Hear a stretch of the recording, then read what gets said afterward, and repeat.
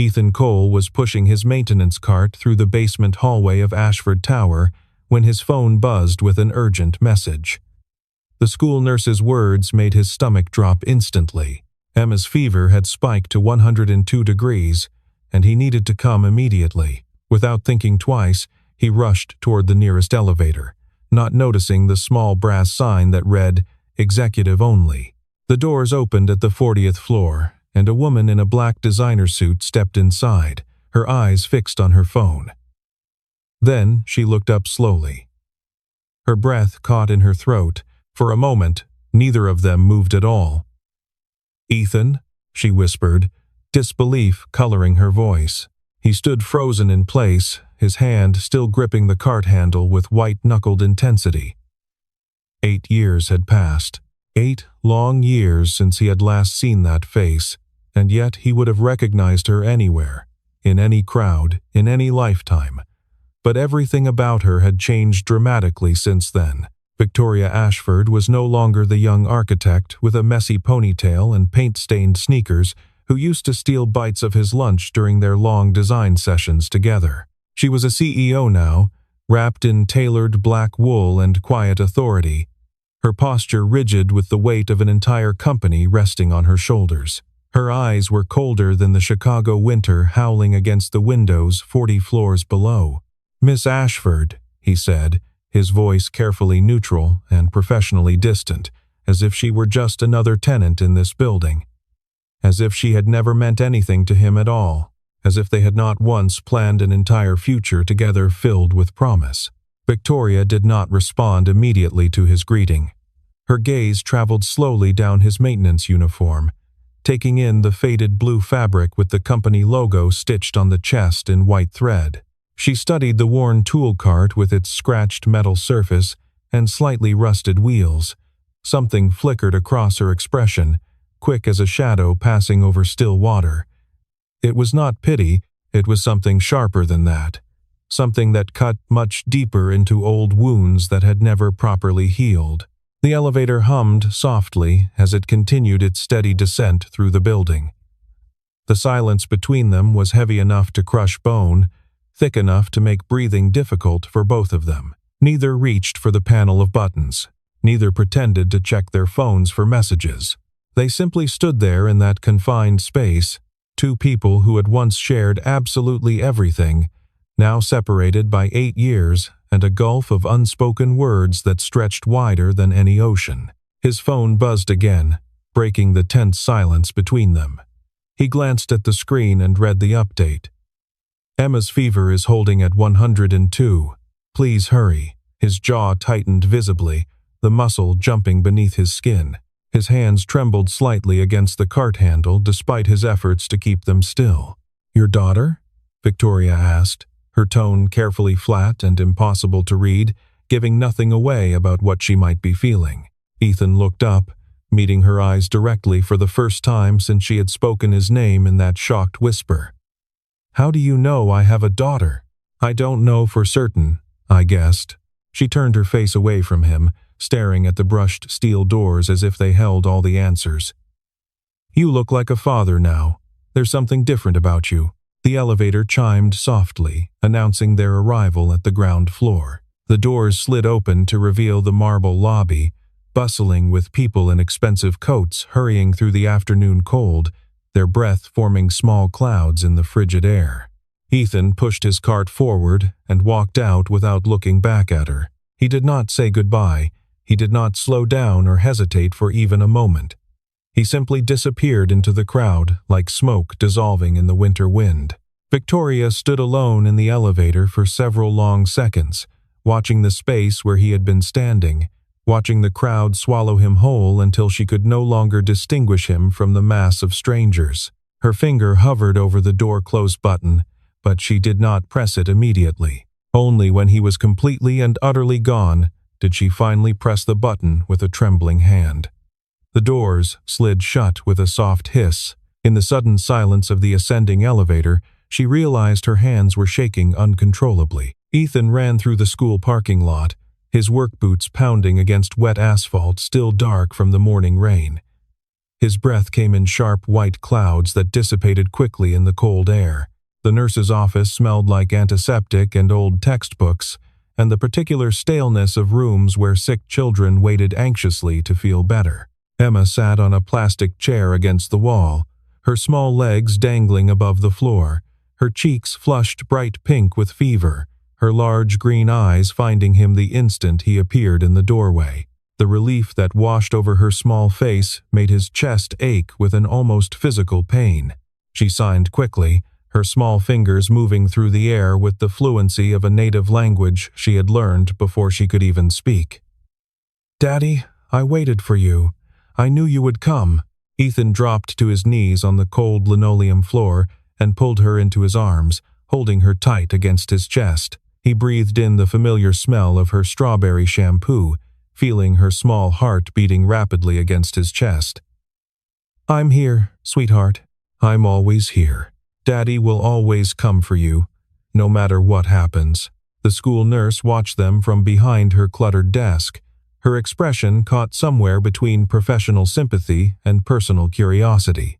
She saw a man in a maintenance uniform, his clothes slightly rumpled from a long shift, his face lined with worry and exhaustion. But she also saw the way he held his daughter, gentle and fierce at the same time, protective and tender, as if she were the most precious thing in the entire universe. There was something about him that did not quite match the clothes he wore. Ethan carried Emma to his truck in the parking lot. It was a 15-year-old pickup that had seen much better decades. Its once bright blue paint now faded and chipped, its bumper slightly dented from an accident long ago, but the interior was clean and well-maintained. The car seat in the back was properly installed according to all safety guidelines. He buckled her in carefully, checking the straps twice and then a third time, adjusting the chest clip to exactly the proper position over her sternum. He drove toward South Side, navigating the familiar streets without conscious thought, his mind churning with worries he could not quiet. Emma fell asleep before they reached the apartment, her head lolling gently against the side of her car seat, her breathing slow and peaceful. He carried her up 2 flights of stairs and laid her gently on the couch, covering her with her favorite blanket, the soft one with the cartoon elephants that she had refused to give up since she was 3 years old. He sat beside her for a long time, watching her sleep, a thermometer gripped tightly in his hand. 100 degrees. The fever was finally dropping. She would be okay. She would always be okay, because he would make absolutely sure of it. That was his job now. His only job. The only thing in the world that truly mattered anymore. Emma's eyes fluttered open slowly. She looked up at him with the drowsy confusion of a child pulled from deep sleep, her green eyes unfocused at first but gradually clearing. Her hands moved slowly through the air, forming words in the space between them. "Daddy, why were you late today?" "You're never late." Ethan hesitated, searching for the right words. He could not tell her the truth. He could not explain that he had seen a ghost in an elevator, that his past had reached out and grabbed him by the throat in the narrow space between floors. "Daddy made a mistake," he said finally, signing as he spoke so she could follow along easily. "I took the wrong elevator by accident." Emma considered this explanation with the serious expression she always wore when thinking hard about something important. "A wrong elevator is not a mistake," she signed finally, her small face thoughtful. "It's an adventure." Ethan laughed softly despite everything, the sound surprising him with its genuineness. It was the first real smile he had managed all day. "You're absolutely right, sweetheart. It was an adventure." But behind his eyes, there was a shadow that his smile could not quite reach. Today's encounter was not an adventure. It was a warning siren, screaming in the dark. He knew what he should do. He should quit this job immediately, find another building to work in, another company that offered health insurance, another part of the city where he would never have to worry about stepping into the wrong elevator. But he could not leave. This job came with comprehensive health insurance, the only insurance he could afford that covered Emma's expensive hearing aids and her regular speech therapy appointments, and the specialists she needed to see every 3 months. Without this job, he had nothing. Without this job, Emma had nothing. And so he would stay, and he would hide, and he would pray every single day that today was the last time he ever had to see Victoria Ashford's face. Victoria sat in her corner office on the 40th floor of Ashford Tower, staring out at the Chicago skyline without seeing any of it. The buildings rose like gray monuments against a winter sky heavy with unfallen snow. Lake Michigan stretched beyond them, a flat expanse of steel-colored water. She had not moved from her chair in nearly half an hour. She could not work. She could not think. She could barely breathe. Her assistant knocked on the glass door. "Miss Ashford?" "The board meeting starts in 10 minutes. Postpone it." "But the board members have already arrived." I said postpone it. The door closed. Victoria turned and opened her desk drawer, the bottom one on the right side, the drawer she had not touched in years. Inside was a small wooden box. She lifted the lid with trembling fingers. The photograph was still there, slightly faded now. Her and Ethan, 8 years ago, standing in front of the first architectural model they had designed together. They were laughing at something. They were in love. They had been partners in every sense of the word. They had worked together, dreamed together, built castles in the air, and figured out how to make them stand. They had talked about the future constantly, about the firm they would start together, about the buildings they would create, about the family they might have someday. And then he vanished. No explanation. No goodbye. Just a cold resignation letter sent through HR, as if she were a stranger. Her father had explained it eventually. Marcus Ashford said Ethan had sold their designs to a competitor, that he had been a corporate spy, using his position and his relationship with her to access proprietary information. Everything they had shared had been a lie. Victoria opened her laptop and logged into the HR system. Ethan Cole. Maintenance department. Hired 3 months ago. She stared at the screen. Address in Southside. Emergency contact. Emma Cole, daughter. 3 months. He had been here 3 months, and she had not known. Or had she chosen not to know? She remembered 3 months ago, when HR submitted the new hire list. She had seen Ethan Cole and felt her heart stop. But she had not let herself pause. She had scrolled past, approved the list, and closed the document. She had chosen blindness, because seeing him would mean facing questions she had buried for 8 years. Questions about why a man who supposedly betrayed everything would simply disappear without fighting. Questions about why his resignation letter had felt so wrong. Questions about what had really happened. In the apartment on Southside, evening had settled in. Emma sat on the couch watching cartoons with subtitles while Ethan made dinner. Tomato soup and grilled cheese, crusts cut off just the way she liked. He sat beside her and checked her forehead. Cooler now. The fever was almost gone. Emma signed without looking away from the television.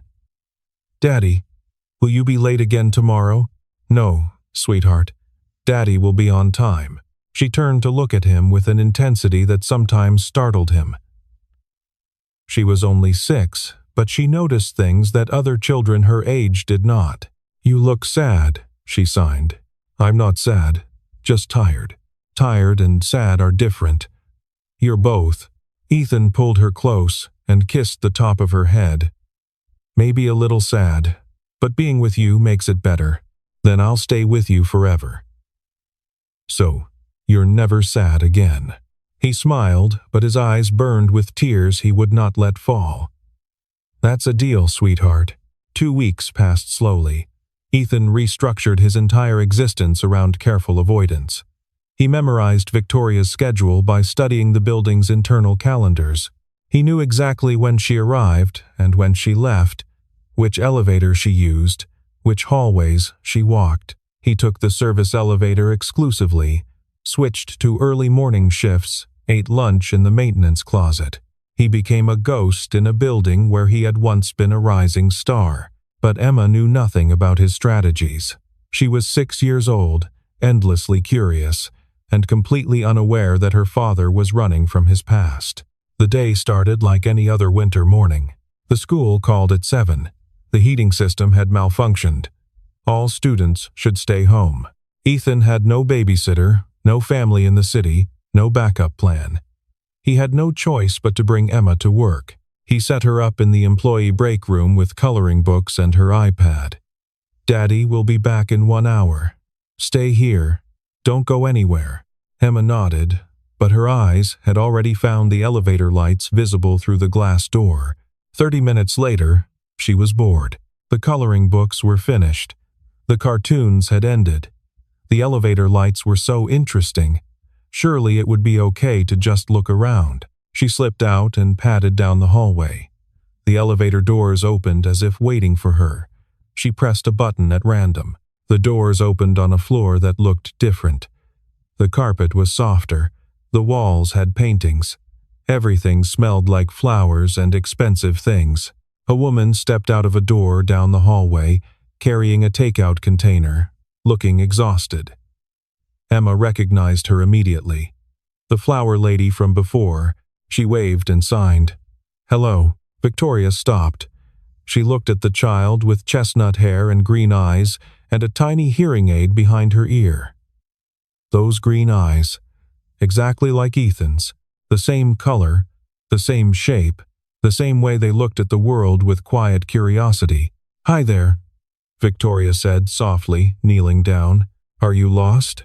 Emma pointed to her ear and shook her head. She had not heard the question clearly. Victoria understood. She spoke slowly and carefully. "Where is your daddy?" Emma pointed toward the elevator, then down. Victoria could not stop looking at this child who carried Ethan's features so clearly. "What's your name?" Emma spelled it in sign language. "EMMA." Victoria smiled, the first genuine smile in weeks. "That's a beautiful name." Footsteps pounded down the hallway. Ethan appeared, breathing hard, panic on his face. "Emma! Daddy told you to stay." He stopped when he saw Victoria. Emma signed excitedly. "Daddy, this lady is nice. She smells like flowers." Ethan took Emma's hand and pulled her close. "Sorry to bother you, Miss Ashford. It won't happen again." Victoria watched him, watched Emma, watched the protective tenderness in his hand. "She's not a bother. She's lovely." Ethan did not respond. He led Emma to the elevator, and Victoria was left watching. That night, Victoria could not sleep. Emma's eyes haunted her, those green eyes looking at the world with innocent trust, the tiny hearing aid, the way her hands moved through the air, speaking a language of gesture and grace. What had happened to Ethan in the last 8 years? Where had this child come from? Why was he pushing a maintenance cart in the same building where he had once designed structures that touched the sky? On Monday morning, Victoria called Helen, the head of HR. "I need Ethan Cole's complete file. From 8 years ago." Helen was quiet for a moment. "Those files are archived offline. I'll need time. I need them by noon." At noon, Helen delivered a thick folder. Victoria opened it with trembling hands. Ethan Cole, 8 years ago. Lead architect. High salary, excellent reviews, considered the rising star of the company. Everyone expected him to make partner. Then she found internal meeting minutes. A meeting she had never been invited to. March 15th. Chaired by Marcus Ashford. Subject: Investigation of design leak to competitor. Accused: Ethan Cole. Victoria searched for evidence. Emails, files, anything proving his guilt. There was nothing. Just a handwritten note from her father. Resolved internally. Cole resigned. She kept reading. A memo from accounting. Severance package, $0. Health insurance. Terminated immediately. Blacklisted from industry. That was not how you treated someone who resigned voluntarily. That was how you destroyed someone completely. Victoria called her father. "Dad, I need to ask you about Ethan Cole. Silence on the line. That was a long time ago, Victoria. Why bring it up? Because he's back. He works in this building. Fire him. I'm asking why he left. What really happened? He betrayed us. That's all you need to know. That's not an answer. Marcus sighed heavily. Victoria, you were young and in love. You didn't see clearly. I protected you. I protected this company. Let it go. The line went dead. Victoria stared at the file, resolved internally.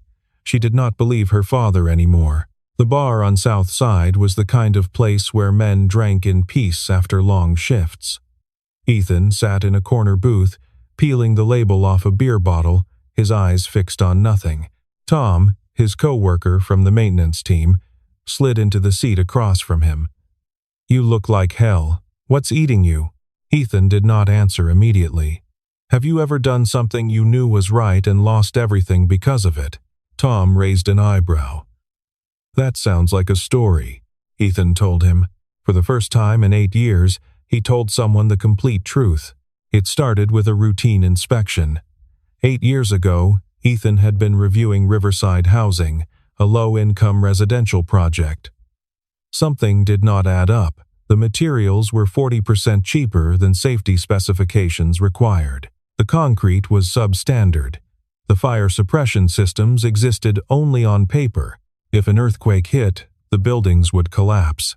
Hundreds of families would die in structures designed to fail. Ethan reported his findings to the compliance department. Nothing happened. He escalated to legal. They told him to drop it. He threatened to go to building inspectors himself. The next day, Marcus Ashford called him in. You have 2 choices, Marcus said calmly. 1, resign and disappear.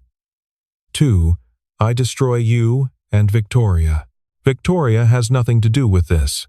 She's my daughter. She loves you. If this becomes public, her career is over. I'll make sure everyone says she must have known, must have helped cover it up. Ethan understood. Marcus was using Victoria as a weapon against him. I'll go. But you have to fix the materials. That's not your condition to make. It's my only condition. Fix those buildings, or I burn everything down, even if I burn myself with it. Marcus studied him for a long moment. Fine, deal. Ethan signed an NDA that afternoon. He was gone by morning. Tom stared at him in disbelief. You gave up everything to protect families you never met? I was an architect. My job was to build homes for people to live in, not graves. But you lost Victoria. Ethan was quiet. That was the part that still hurt most. Losing her without being able to explain why. Does she know any of it? No. Marcus made me sign an NDA, and I didn't want her to have to choose between her father and me. Some lies are kinder than the truth. Tom shook his head slowly. You're the noblest idiot I've ever met. Ethan smiled sadly. Maybe so. Victoria hired a private investigator. She needed answers her father would never give. 3 days later, a thick envelope arrived at her apartment. The report confirmed everything. Riverside Housing had been flagged for safety violations during construction. The flag was removed 2 weeks after Ethan's resignation, following an emergency materials replacement costing over $2 million, signed by Marcus Ashford. There were recovered emails. A compliance officer complaining his concerns were ignored. A legal counsel advising that whistleblower complaints should be handled discreetly. A financial officer noting that cheaper materials represented significant savings, and a handwritten note from her father, E.C., has agreed to resign in exchange for material replacement. NDA signed. V. Must never know. V. Victoria. Her father had deliberately kept her ignorant, deliberately destroyed her relationship to protect his own secrets. Victoria closed the folder. She did not cry. She had forgotten how years ago, but something inside her was cracking. A wall built over 8 years to protect herself from exactly this moment. Ethan had not betrayed her. He had tried to save hundreds of families, and her father had destroyed his life for it. and she had believed it. She had hated him for 8 years. The next morning, Victoria went to the basement at 6 a.m. Ethan appeared, carrying coffee from the bodega down the street. He stopped when he saw her. "Miss Ashford, don't call me that." He frowned. She looked different. Not the cold CEO. A woman struggling to hold something inside. "I know," she said, her voice trembling. "About Riverside. About my father. About why you left." Ethan went very still. "How?" "I hired someone to find the truth. I read the files. I saw my father's note." Her voice cracked. "I know you didn't betray anyone. I know my father threatened you with my career to make you leave." He did not respond. His face was unreadable. "Why didn't you tell me?" "Tell you what?" "That your father was willing to let people die for profit? That he threatened your career if I didn't disappear? You could have trusted me, trusted you to choose between your father and me, to watch you tear your family apart defending someone everyone called a liar." He shook his head. "I was protecting you. The only way I knew how. Maybe it was wrong, but it was my way." Victoria was quiet for a long moment. "I wasted 8 years hating you. I know. Do you hate me for it?" "Never. Not for 1 second of one day in all those years." They stood in the cold basement hallway, looking at each other like survivors of a shipwreck meeting after years on different islands. "I have to go," Ethan said. "My shift starts soon." Victoria nodded. "I just needed you to know that I know. That I'm sorry." He looked at her for a long moment, then walked away. Victoria requested a private meeting with her father at his lakefront mansion. Marcus opened the door with a smile. "Victoria, this is unexpected."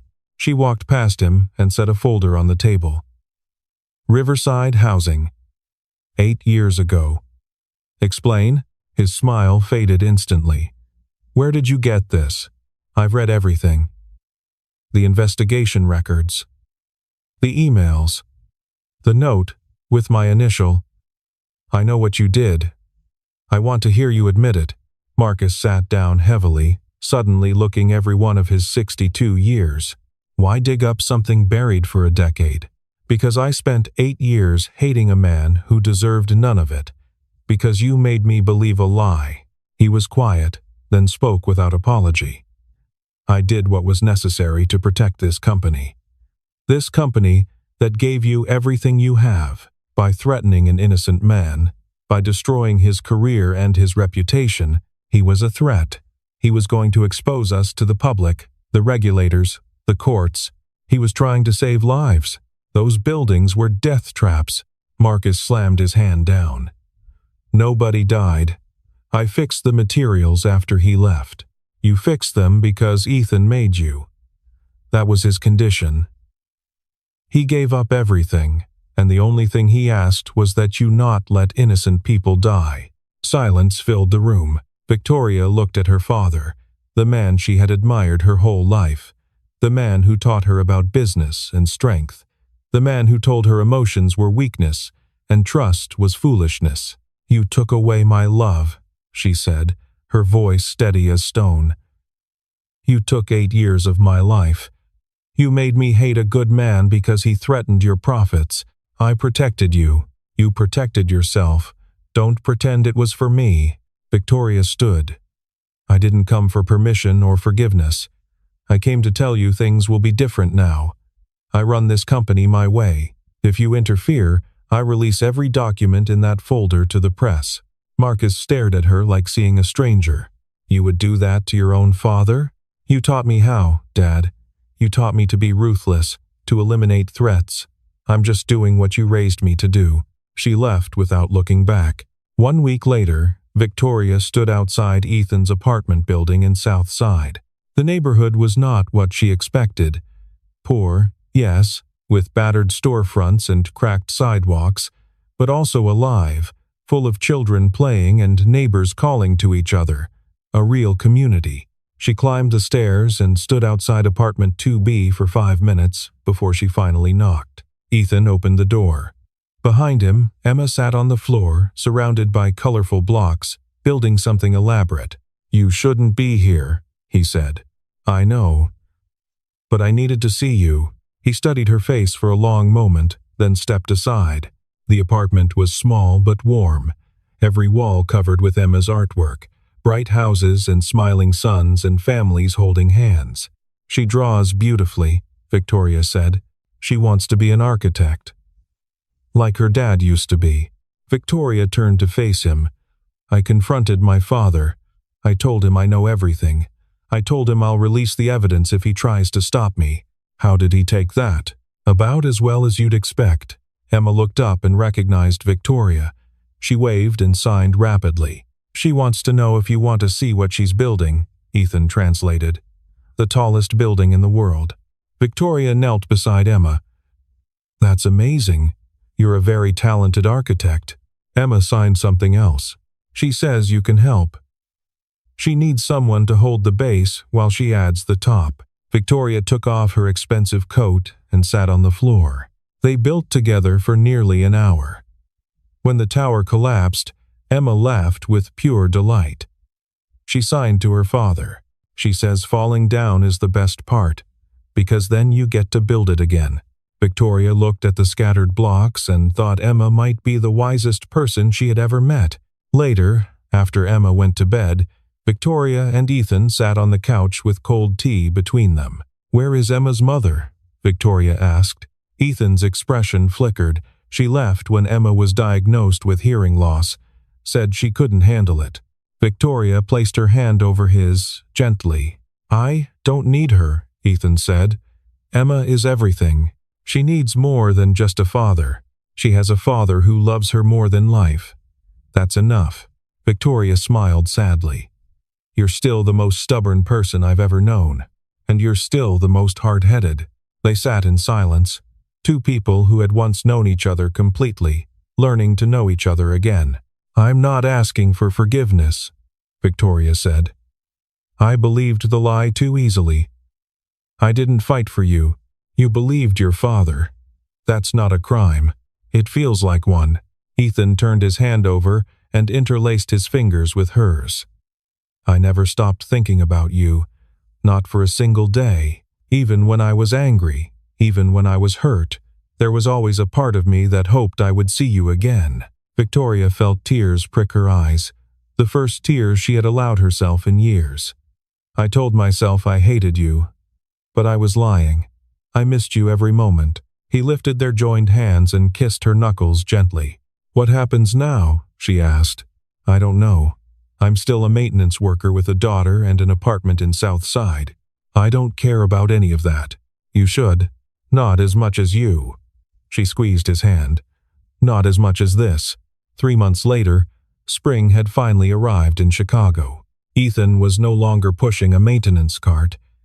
Victoria had restored his reputation through truth, not power. She released a statement acknowledging the company's past mistakes, naming Ethan as the person who discovered them, publicly apologizing for how he had been treated. Former colleagues reached out. Job offers arrived from firms across the country, but Ethan did not want to work for another firm. He stood at a podium in the Ashford conference room, Victoria beside him, Emma in the front row. "Ashford Development is launching a new division focused on affordable housing," he announced. "We're going to build homes for families who need them most, using the highest quality materials and innovative designs. We're going to prove you don't have to choose between profit and principle." A reporter raised her hand. "Mr. Cole, given your history, why did you agree to come back?" Ethan glanced at Victoria, then at Emma, waving from her seat. "Because some things are worth fighting for. Because the best way to fix a wrong is to build something right. And because the people who believed in me never gave up." Emma held up a drawing of 3 figures in front of a colorful house. At the top, in wobbly letters, "Our Family." After the press conference, Victoria took Ethan's hand as they walked into the spring sunshine. "My father resigned from the board this morning, moving to Florida. How do you feel? Relieved? Sad? Angry? All of it at once. He's still my father, but I can't pretend he's the person I wanted him to be." Ethan squeezed her hand. You're allowed to feel all of that. It makes you human. Emma grabbed both their hands. She signed, "Can we go to the park?" They walked together through the city, hand in hand in hand. People smiled at them, seeing a family, seeing hope. Millennium Park was crowded with people enjoying the warm day. Emma broke free and ran ahead, chasing pigeons, her laughter floating back on the breeze. Ethan and Victoria walked slowly, savoring the moment. "Do you regret it?" Ethan asked. "Confronting your father, choosing this." Victoria watched Emma spin in circles on the grass. "I didn't lose anything that mattered. I just finally saw clearly." She turned to him, "And I gained everything I actually wanted." "Everything? You, Emma." A chance to build something real instead of inheriting something hollow. Emma ran back, breathless. She signed rapidly. "She wants ice cream," Ethan translated. "She says we've been walking for 1,000,000 hours." Victoria crouched to Emma's level and signed carefully, the words she had been practicing for months. "Yes. Chocolate?" Emma's eyes went wide with surprise. She threw her arms around Victoria's neck, then signed, "You learned my language. I'm still learning. But I wanted to really talk to you." Emma grabbed her hand and tugged her toward the ice cream cart. Victoria looked back at Ethan, who watched them with wonder and love. They got ice cream and found a bench overlooking the lake. Emma sat between them, chocolate dripping down her chin, leaning against Victoria with casual trust. The sun began to set, painting the buildings gold and rose. "You know what I think?" Ethan said. "What?" "Wrong elevators might be the best thing that ever happened to me." Victoria smiled. Emma was right. Wrong elevators aren't mistakes, they're adventures. Emma looked up at her name and signed, "What are you talking about?" "Adventures." Ethan signed back. Emma nodded seriously, then went back to her ice cream, content in the way children are content when they are exactly where they are supposed to be. The three of them sat together as the sun sank below the horizon and stars appeared in the darkening sky. A man who had lost everything and found it again. A woman who had believed a lie and learned the truth, and a little girl who had brought them together simply by being herself. Behind them, city lights flickered on against the coming night, and ahead of them, stretching into the future like a road with no end, lay everything they would build together.